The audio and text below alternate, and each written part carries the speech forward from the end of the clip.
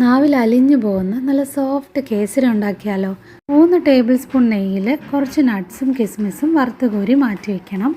എന്നിട്ട് അതേ നെയ്യിലേക്ക് 1 ഗ്ലാസ് റവ ചേർത്ത് വറുത്തെടുക്കുക. കുറച്ച് നേരം ഒരു യെല്ലോ ബ്രൗൺ കളർ ആവുന്നവരെ വറുക്കണം.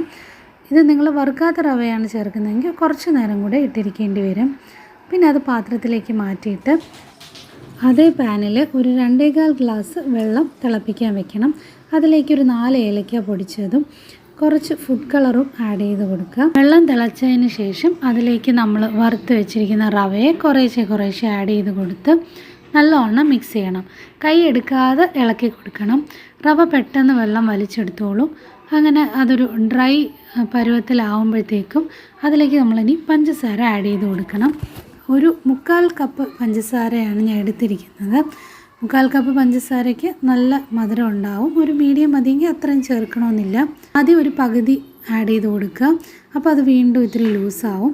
അതിനുശേഷം അതൊന്ന് സെറ്റായി കഴിയുമ്പോൾ വീണ്ടും ബാക്കി ആഡ് ചെയ്ത് കൊടുത്തിട്ട് ഒരു 2-3 സ്പൂൺ നെയ്യ് കൂടെ വീണ്ടും ഒന്നും കൂടെ ചേർത്ത് കൊടുക്കുക.